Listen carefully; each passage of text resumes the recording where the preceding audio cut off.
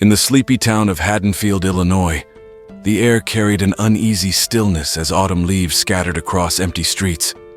The residents, still haunted by the horrors of the past, prepared for another Halloween. The town had seen enough tragedy, and its people were desperate to move on. But as the moon rose on All Hallows' Eve, a sinister presence returned, casting a shadow over Haddonfield once more. Sarah Collins, a determined and resilient woman in her early 30s, had spent years trying to escape the memories of that fateful night. As a teenager, she had narrowly survived an encounter with Michael Myers, the masked killer who had terrorized her hometown. Now, she had returned to Haddonfield, hoping to confront her fears and put the past behind her. The old Myers house, abandoned and decrepit, stood as a grim reminder of the horrors that had unfolded within its walls. Its windows, shattered and boarded up, stared out like empty eyes. Sarah drove past the house every day, her heart pounding with a mix of fear and determination. She had made a promise to herself: she would no longer be a victim. As the sun set on Halloween night, the town square buzzed with excitement. Children in costumes paraded through the streets, their laughter echoing through the crisp air. Sarah, however, felt an overwhelming sense of dread. She knew that evil never truly rested. Sheriff David Barker, a grizzled veteran with a stern demeanor, had witnessed the carnage firsthand. He had vowed to protect his town from the horrors that had plagued it for decades. The sheriff's office was on high alert, every officer ready to respond to any sign of trouble. Barker's resolve was unwavering, but deep down, he knew that Michael Myers was no ordinary threat.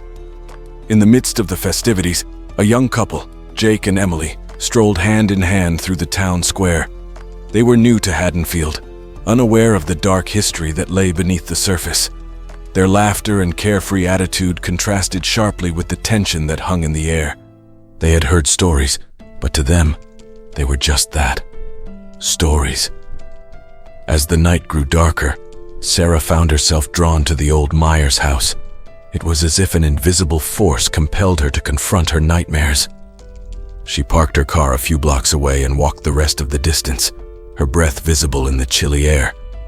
The house loomed before her, its silhouette framed by the pale moonlight. Inside the house, the atmosphere was suffocating. Dust covered every surface, and the air was thick with the scent of decay. Sarah's flashlight cut through the darkness, revealing the remnants of a home frozen in time.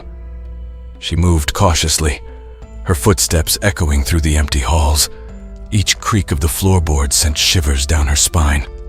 As Sarah explored the house, memories of that night flooded back. She remembered the terror, the screams, and the relentless pursuit of a masked killer. She reached the basement door, its wooden frame splintered and worn. She hesitated, her hand trembling as she grasped the doorknob. Suddenly, a chilling wind swept through the house, extinguishing her flashlight. Sarah's heart raced as she fumbled in the darkness. She could feel a presence, a malevolent force that seemed to watch her every move. Panic set in, and she turned to flee, but the door slammed shut, trapping her inside. In the distance, Sheriff Barker received a frantic call. Reports of a masked figure stalking the streets had reached the station. His heart sank as he realized that the nightmare was far from over. He dispatched his officers, their sirens piercing the night as they raced to the scene. Meanwhile, Jake and Emily wandered through the deserted streets, their playful banter replaced by an uneasy silence. They sensed something was wrong, but it was too late to turn back. As they rounded a corner, they came face to face with the embodiment of their worst fears. Michael Myers stood before them, his expressionless mask reflecting the moonlight. He moved with a slow, deliberate pace, his eyes fixed on his next victims. Jake and Emily froze, paralyzed by fear. They tried to run, but Michael was relentless. Back in the Myers house, Sarah's desperation grew. She pounded on the door, screaming for help. Her mind raced with thoughts of escape, but the darkness seemed to close in around her. She knew she had to confront her fear head-on if she wanted to survive. Sheriff Barker and his team arrived at the scene, their weapons drawn. The town square was eerily silent, the only sound the rustling of leaves. Barker's instincts told him that this was just the beginning. He had faced Michael before, and he knew that the killer's return meant more bloodshed. As the night wore on, Haddonfield was plunged into chaos. The residents, once hopeful for a peaceful Halloween, now faced their worst nightmare.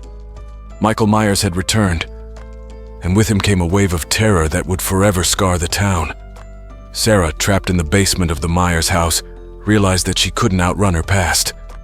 She had to face it, confront the darkness that had haunted her for so long. With renewed determination, she prepared herself for the fight of her life. The night was far from over, and the battle for Haddonfield had only just begun. The darkness outside the Myers house was suffocating, pressing in on the small town of Haddonfield like a shroud. The streets, once alive with the sounds of Halloween revelry, were now eerily silent. Only the faint rustle of leaves and the occasional distant cry pierced the stillness. Sarah Collins, trapped in the basement, knew she had to find a way out. In the basement, Sarah's eyes adjusted to the darkness. She could make out the shapes of old furniture and broken boxes. Her hands fumbled in the pockets of her jacket, searching for anything that might help. She found a lighter and flicked it on, the small flame casting flickering shadows on the walls. The sight of the room's decay sent a chill down her spine. Determined not to be a victim again, Sarah started searching for an escape route. She moved cautiously, aware that any noise might draw unwanted attention. The basement was a labyrinth of forgotten memories and hidden corners, but Sarah's resolve was strong. She had to survive, for herself and for the town that had already suffered so much. Meanwhile, Sheriff David Barker and his team combed the streets, their flashlights cutting through the darkness. Reports of Michael Myers' sightings poured in from all over town, but the killer seemed to vanish as quickly as he appeared. Barker's radio crackled with frantic voices, each call adding to the sense of impending doom. "All units, we have multiple reports of a masked figure near the town square," Barker barked into his radio. "Proceed with caution. Myers is armed and dangerous." The officers spread out, their nerves on edge. They had all heard the stories of Michael Myers, the unstoppable force of evil that had haunted Haddonfield for decades. Tonight, those stories had come to life, and the hunters had become the hunted. Jake and Emily, still reeling from their encounter with Michael, found refuge in an old, abandoned church on the outskirts of town. The heavy wooden doors creaked as they pushed them open, and the musty smell of neglect filled their nostrils. They barricaded themselves inside, hoping the ancient walls would protect them from the terror outside. Emily clung to Jake, her eyes wide with fear. "What are we going to do, Jake? He's out there and he's not going to stop." Jake tried to reassure her, but the truth was, he was just as scared. "We'll stay here until morning. The sheriff will find him and we'll be safe." But deep down, Jake knew that safety was a fleeting concept in Haddonfield. The town had a way of drawing darkness to it, and tonight was no different. Back in the basement, Sarah's lighter flickered and went out, plunging her back into darkness. She took a deep breath, calming her racing heart. She felt along the walls, searching for anything that might lead to an exit. Her fingers brushed against something cold and metal. A small, hidden door. She pushed it open, revealing a narrow passageway. With a sense of urgency, Sarah crawled through the passage, the walls pressing in on her. The air grew colder, and she could hear the faint sound of footsteps above. She moved quickly, her fear propelling her forward. At the end of the passage, she found another door and pushed it open, emerging into a dusty, forgotten room. She was still in the Myers house, but she was closer to freedom. She could hear the distant sounds of sirens and knew the police were nearby. She had to get their attention. Sheriff Barker and his team continued their search, the tension in the air palpable. They moved in pairs, their eyes scanning every shadow, every dark corner. Barker's heart pounded in his chest. He knew that Michael Myers was out there, watching, waiting for his next victim. Suddenly, a scream pierced the night. Barker's head snapped in the direction of the sound, and he signaled to his team. They moved swiftly, their flashlights cutting through the darkness. The scream came from an alleyway, a narrow passage that led to the back of the town's general store. Barker approached cautiously, his gun drawn. He could see a figure slumped against the wall, blood pooling on the ground. It was one of his officers, a young man named Carter. His throat had been slashed, and his eyes stared blankly at the sky. "Damn it," Barker muttered, his grip tightening on his gun. "He's here. Spread out and find him. We can't let him get away." As the officers fanned out, the sense of dread grew. Michael Myers was not just a man. He was a force of nature, an embodiment of pure evil. And tonight, he had returned to claim more lives. Sarah, still inside the Myers house, found her way to a window. She looked out and saw the flashing lights of police cars in the distance. She knew she had to signal them, but the sight of Michael Myers standing in the yard below froze her in place. Michael's mask was illuminated by the moonlight, and his eyes were fixed on the house. He moved slowly, deliberately, his knife glinting in his hand. Sarah's breath caught in her throat. She knew she couldn't stay hidden forever. She had to act.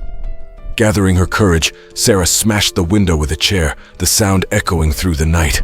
She screamed for help, hoping to draw the attention of the police.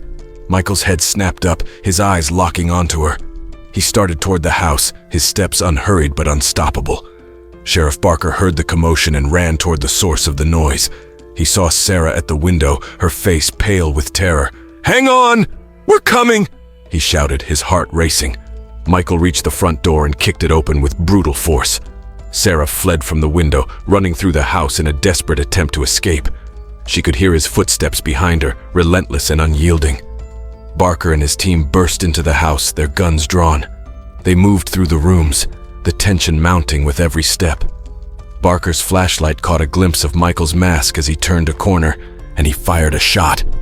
The bullet grazed Michael's shoulder, but it didn't slow him down. "He's in here!" Barker shouted. "Stay alert!" Sarah ran through the maze of rooms, her mind racing with thoughts of survival. She found herself back in the basement, the door to the passageway still open. She ducked inside, hoping to buy herself some time. Michael followed, his movements methodical and purposeful. He seemed to know every inch of the house, every hiding place. Sarah crawled through the passage, her hands trembling. She could hear him behind her, getting closer. Barker and his team descended into the basement, their flashlights sweeping the area. They saw the open passage and knew that Sarah was still alive. "This way!" Barker shouted, leading his men into the narrow corridor. Sarah emerged from the passage into the forgotten room, her breath coming in ragged gasps. She looked around, desperate for an escape. She found an old rusted ladder leading up to a trap door and climbed quickly, her heart pounding. Michael reached the room just as Sarah disappeared through the trap door. He followed, his movements relentless. Barker and his team were right behind him, their flashlights catching glimpses of the chase. Sarah emerged onto the roof of the Myers house, the cold night air biting at her skin. She looked around, searching for a way down. Michael was right behind her, his mask reflecting the moonlight. She had nowhere to go. Barker and his men reached the roof, their guns trained on Michael. "Freeze!" Barker shouted. "It's over, Myers. Let her go." Michael turned to face them, his eyes empty and devoid of humanity. He took a step towards Sarah, his knife raised. Barker fired, the shot echoing through the night. The bullet hit Michael in the chest, but he didn't stop. Sarah saw her chance and ran to the edge of the roof. She looked down, the drop seeming impossibly high. She had no choice. Taking a deep breath, she jumped, her body plummeting toward the ground below. Barker fired again, hitting Michael in the leg. The killer staggered, but still he didn't fall. He moved toward the edge of the roof, his eyes fixed on Sarah's retreating form. The officers opened fire, their bullets tearing through the night. Michael finally fell, his body collapsing onto the roof. Barker approached cautiously, his gun still trained on the killer. He knew better than to assume Michael was dead. As the officers secured Michael's body, Barker's radio crackled to life. "Sheriff, we've got multiple reports of attacks all over town. We need backup." Barker's heart sank. Michael Myers might be down, but the night was far from over. He looked out over the town of Haddonfield, knowing that the darkness was still closing in. The night in Haddonfield grew colder as the battle against Michael Myers intensified. Sheriff Barker, standing over Michael's motionless body, felt a momentary sense of relief. But he knew this was far from over. The radio calls were growing more frantic, reports of attacks spreading like wildfire. The evil that plagued Haddonfield was relentless. Sarah, having survived her leap from the roof, limped away from the Myers house. She found refuge in a neighbor's yard, her body aching and her mind racing. She needed to find help, to warn others that Michael Myers was far from finished. She dialed her friend Jenny, hoping she was safe. "Jenny, it's Sarah. You need to lock your doors and stay inside. Michael is back." Sarah's voice trembled as she spoke. "Sarah, where are you? Are you okay?" Jenny's voice was filled with concern. "I'm hiding, but you need to be careful. He's still out there," Sarah urged, glancing around nervously. As Sarah hung up, she noticed the lights in the surrounding houses were off. The town was plunged into an eerie silence, the darkness seeming to close in. She knew she couldn't stay hidden forever. She had to find a way to end this nightmare. Back at the Myers house, Sheriff Barker ordered his men to secure Michael's body. They handcuffed him and called for an ambulance, but Barker remained on edge. He knew Michael's history, knew that even death seemed to shy away from him. Barker needed to make sure Haddonfield was safe. "Let's get him to the hospital and make sure he's under constant watch," Barker instructed, his voice firm. "I don't want any mistakes." As the officers worked, another call came through the radio. "Sheriff, we've got another situation at the high school. Multiple injuries. We need all available units." Barker's heart sank. "All right, let's move out. Keep your eyes open. This isn't over." Meanwhile, in the heart of Haddonfield, chaos reigned. The high school, usually a place of safety and learning, had become a scene of terror. Students and teachers huddled in classrooms, the lights flickering as screams echoed through the halls. Michael Myers had moved like a shadow, his presence felt but rarely seen. In the gymnasium, a group of students tried to barricade the doors. Among them was Tommy Doyle, now an adult but forever haunted by his childhood encounter with Michael. He had dedicated his life to understanding and stopping the killer. Tonight, that knowledge would be put to the ultimate test. "We need to stay calm and stick together," Tommy urged, his eyes scanning the terrified faces around him. "He's strong, but he's not invincible." A loud crash echoed from the hallway, followed by the sound of footsteps. The students held their breath, their eyes wide with fear. Tommy gripped a baseball bat, his knuckles white. He knew what was coming. The gym doors burst open and Michael Myers stepped inside. His mask, now splattered with blood, was a stark contrast to the bright lights of the gym. He moved with a slow, deliberate pace, his eyes locked on Tommy. "Get out of here now!"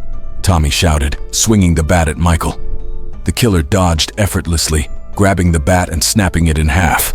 The students screamed and scattered, running for any exit they could find.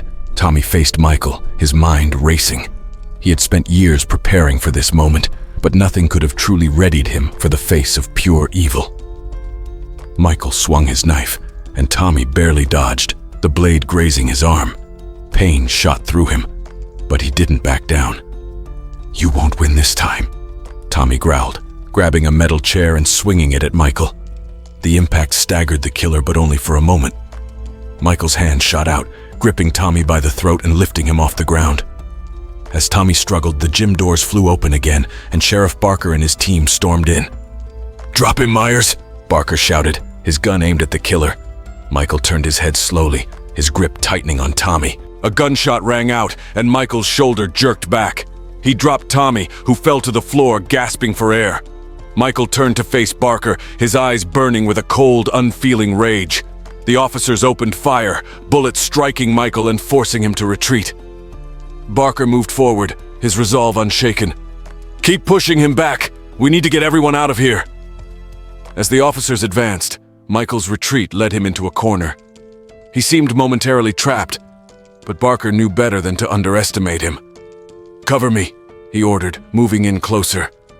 "I'm going to end this." Suddenly, Michael lunged forward, his knife slashing through the air. Barker dodged, firing another shot that hit Michael in the chest. The killer stumbled, and Barker saw his chance. He tackled Michael to the ground, wrestling for control of the knife. The struggle was fierce, Michael's strength seemingly inhuman, but Barker fought with everything he had, determined to protect his town. He managed to knock the knife from Michael's hand and grabbed it, plunging it into Michael's chest. The killer's body convulsed, his eyes wide with shock. For a moment, everything was still. Barker panted heavily, staring at Michael's lifeless form. The officers approached cautiously, their guns still trained on the body. Is he dead?" one of them asked, his voice shaky. Barker nodded slowly, his eyes never leaving Michael. "He has to be. We can't take any chances." The paramedics arrived, carefully loading Michael's body onto a stretcher. They secured him tightly, ensuring there was no chance of escape. Barker watched as they wheeled him out, his mind racing with a mix of relief and dread. Outside, the townspeople were beginning to emerge from their homes, drawn by the sounds of sirens and gunfire. Sarah found herself among them, her eyes searching for any sign of hope. She spotted Barker and ran to him, her heart pounding. "Is it over?" she asked, her voice trembling. Barker looked at her, his face etched with exhaustion. "For now, but we need to stay vigilant. Evil like this doesn't die easily." As the night wore on, the town of Haddonfield began to pick up the pieces. The hospital became a fortress, with guards posted at every entrance. Michael Myers' body was placed under constant watch, the staff on high alert. No one was taking any chances. Tommy, nursing his injuries, sat in the waiting room. Sarah joined him, her presence a comforting reminder that they were not alone in their fight. They had survived another night, but they knew the battle was far from over. "We can't let our guard down," Tommy said, his voice filled with determination. "Michael's been stopped before, but he always comes back. We need to find a way to end this for good." Sarah nodded, her resolve matching his. "We'll find a way. Together." As the first light of dawn broke over Haddonfield, the town was left to grapple with the aftermath of another night of terror. The scars would remain, a constant reminder of the evil that lurked in the shadows. But the people of Haddonfield were resilient, their spirit unbroken. They knew that the fight against Michael Myers was far from over, but they were ready, united in their determination to protect their town and end the nightmare once and for all. The early morning sun cast a pale light over Haddonfield, but the town's sense of dread had not lifted. The events of the previous night were etched into the minds of its residents, and the fight against Michael Myers was far from over. At the hospital, security was tight, with guards patrolling every corridor. The staff was on edge, their eyes constantly scanning for any sign of danger. Sheriff Barker and his team were stationed at the hospital, ensuring that Michael Myers was securely restrained. The killer's body lay on a gurney in a fortified room, surrounded by armed guards. Despite the layers of security, a palpable tension hung in the air. Sarah Collins sat in a nearby waiting room, her mind racing with thoughts of the previous night. She couldn't shake the feeling that this wasn't the end.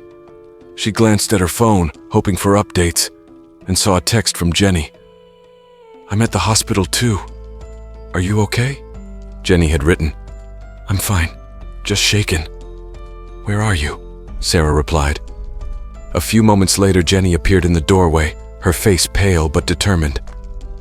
"Sarah," she said, rushing over to hug her friend. "I heard about what happened. Are you really okay?" Sarah nodded, though she felt far from it. "I survived, but I'm scared, Jenny. I don't think this is over. Michael, he's different, stronger." Jenny's eyes widened with fear. "Do you think he'll come back?" "I don't know," Sarah admitted, "but we have to be prepared. We need to find a way to stop him for good." In another part of the hospital, Tommy Doyle was recovering from his injuries. He lay on a hospital bed, his mind replaying the encounter with Michael. He had fought the killer before, but this time felt different. Michael seemed almost supernatural, his strength and resilience defying explanation. As Tommy rested, he was visited by Dr. Loomis's successor, Dr. Samuel Green, a psychiatrist who had studied Michael Myers extensively. Dr. Green was a middle-aged man with graying hair and a weary expression, the years of dealing with pure evil etched into his face. "Tommy," Dr. Green said, pulling up a chair beside the bed. "How are you holding up?"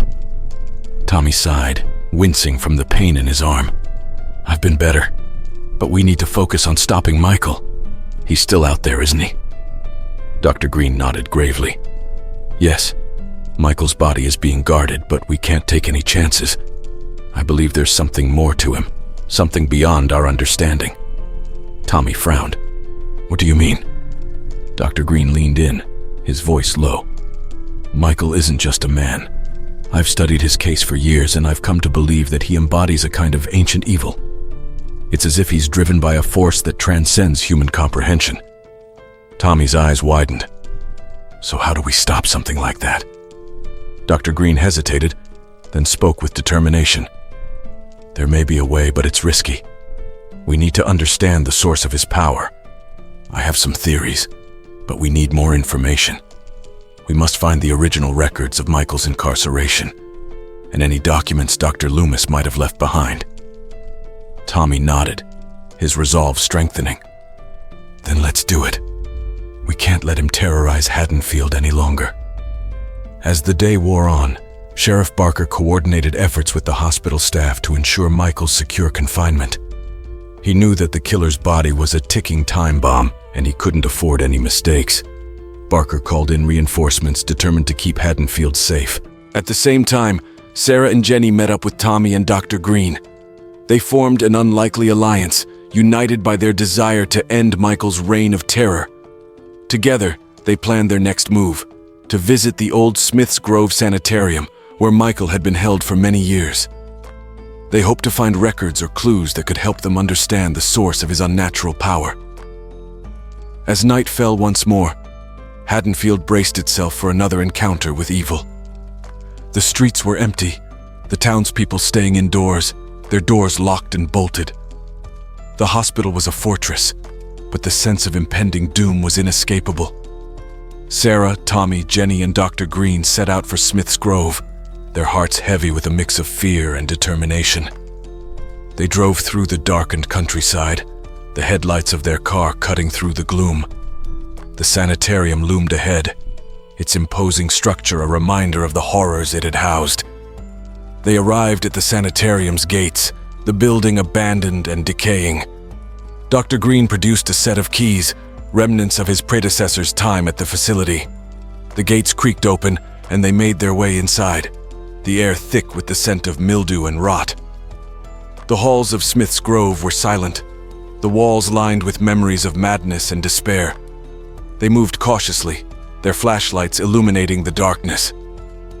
Dr. Green led them to the records room, a dusty archive of files and documents. "Start searching," Dr. Green instructed. "Look for anything related to Michael Myers, his treatment, or Dr. Loomis's notes." They sifted through the files, the weight of history pressing down on them. Sarah found a box labeled Myers Michael, and her heart skipped a beat. She opened it carefully, revealing a trove of documents and old cassette tapes. "Here," she said, holding up a tape recorder. "This might have something useful." Dr. Green nodded and played the first tape. The voice of Dr. Loomis crackled to life, a mixture of fear and determination in his tone. "Michael Myers is not a man." Loomis's voice echoed through the room. "He is pure evil, a force that cannot be reasoned with. I have spent my life trying to understand him, but I fear there is no understanding something so devoid of humanity." They listened intently, hoping for a clue, a hint of how to stop Michael. Loomis's recordings painted a grim picture, but one statement stood out. "I believe there is a way to contain him," Loomis said, "but it requires a ritual, one that binds him to a place of darkness. It is dangerous, and it may cost us dearly, but it might be our only hope." Dr. Green paused the tape, his eyes meeting Tommy's. "This might be what we're looking for. We need to perform this ritual, but we must be careful. It could backfire if done incorrectly." Tommy nodded, his determination unwavering. "Then we have to do it right, for Haddonfield, for everyone who's suffered because of him." They gathered the necessary materials from the sanitarium and made their way back to Haddonfield. The town was eerily quiet, the residents still on edge from the previous night's terror. Sarah, Tommy, Jenny, and Dr. Green knew they had to act quickly. They chose the old church on the outskirts of town as the site for the ritual.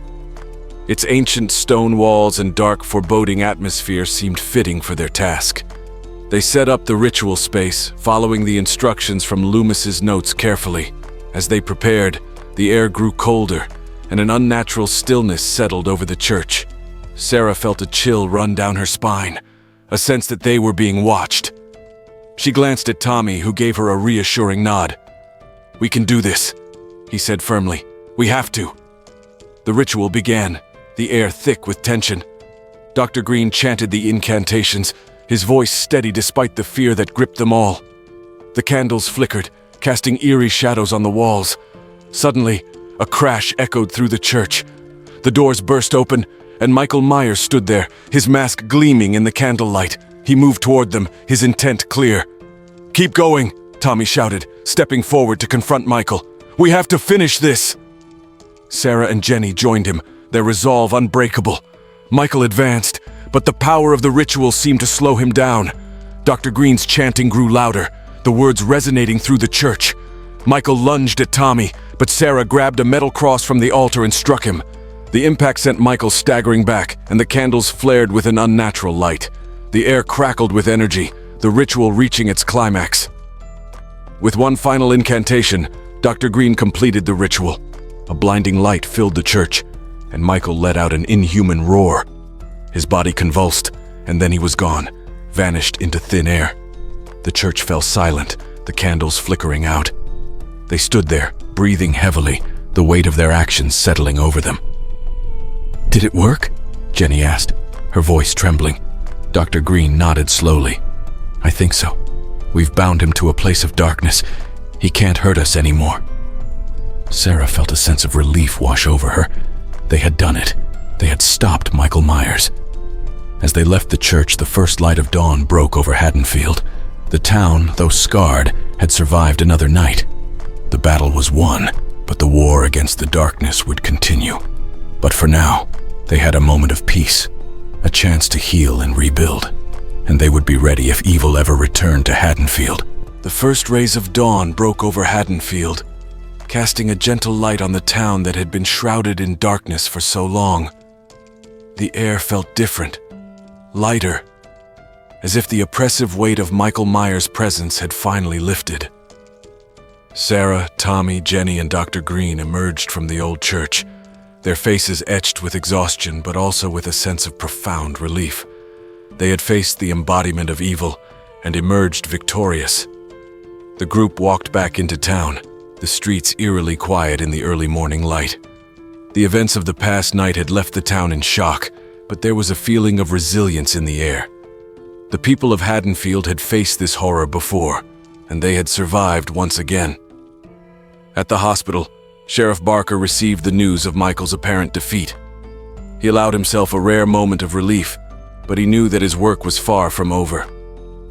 He coordinated with his officers to ensure that the town remained on high alert, just in case. The body of Michael Myers had vanished, but Barker was determined to protect his town from any further threats. Sarah, Tommy, Jenny, and Dr. Green met with Barker at the hospital. The sheriff's face was lined with fatigue, but his eyes held a glimmer of hope. "Is it really over?" Barker asked, his voice weary. Dr. Green nodded. "We performed the ritual as instructed by Dr. Loomis. Michael has been bound to a place of darkness. He can't harm anyone anymore." Barker sighed, rubbing his temples. "I want to believe that, but we need to stay vigilant. Evil like that, it has a way of coming back." Tommy stepped forward, his expression resolute. "We'll be ready, Sheriff. We've faced him before, and we'll do it again if we have to. But for now, we need to let the town heal." Barker nodded, appreciating Tommy's determination. "You're right. Let's take this time to rebuild and recover. We'll keep an eye out, but we need to start moving forward." The news of Michael Myers' defeat spread quickly through Haddonfield. The townspeople, though cautious, began to emerge from their homes, their fears slowly giving way to a tentative sense of hope. Families reunited, and neighbors checked on one another. the bonds of community strengthened by the shared ordeal. Sarah and Jenny walked through the town square, taking in the signs of recovery. The decorations from the Halloween festivities still hung, a stark reminder of the night before. But now they symbolized something more: resilience and the will to survive. "Do you think it's really over?" Jenny asked, her voice soft. Sarah smiled, squeezing her friend's hand. "I think we've done everything we can. Michael's power came from something beyond our understanding, but we faced it. We fought back. And we won." Jenny nodded, a small smile forming on her lips. "It's strange, isn't it? How a place can be filled with so much horror and yet so much hope at the same time." Sarah looked around, seeing the familiar faces of her neighbors, people she had grown up with. "Haddonfield is our home. We've seen darkness, but we've also seen how strong we can be. We'll get through this, together." As the days turned into weeks, Haddonfield began to heal. The town square buzzed with activity as people worked together to repair the damage. The sense of unity was palpable, each person contributing to the recovery efforts. Sheriff Barker continued to lead with a steady hand, his officers maintaining a visible presence. The town was determined to remain vigilant, but there was also a renewed sense of community spirit. People looked out for one another, forming a network of support that extended beyond the immediate crisis. Tommy and Dr. Green worked closely with Barker, sharing their knowledge and ensuring that the lessons learned from Michael Myers' reign of terror were not forgotten. They compiled detailed reports and secured the records from Smith's Grove, hoping to prevent any future horrors. One evening, as the sun set over Haddonfield, Sarah stood at the edge of town, looking out at the horizon. The sky was painted with hues of orange and pink, a beautiful contrast to the darkness that had once seemed all-encompassing. She felt a sense of peace, knowing that she and her friends had made a difference. Tommy joined her, his presence a comforting reminder of their shared struggle. "It's a beautiful evening," he said, his voice calm. Sarah nodded, her eyes never leaving the horizon. "It is. We've come a long way, haven't we?" Tommy smiled. "We have, and we've shown that no matter how dark things get, there's always hope." As they stood there, the town of Haddonfield continued its journey toward healing and renewal. The scars of the past would always remain, but they were a testament to the strength and resilience of its people. The legacy of Michael Myers, the terror that had haunted the town for so long, had been confronted and defeated. The fight against darkness would never truly be over, but Haddonfield was ready. Its people were united, their spirit unbroken. And as the stars began to twinkle in the evening sky, a sense of calm settled over the town. Haddonfield had faced its nightmares and emerged stronger. The dawn of hope had arrived, and with it, the promise of a brighter future. For now at least, the terror had been vanquished. The town could breathe again, its heart beating with the rhythm of life and hope. And as long as they remained vigilant and united, they knew they could face whatever darkness lay ahead.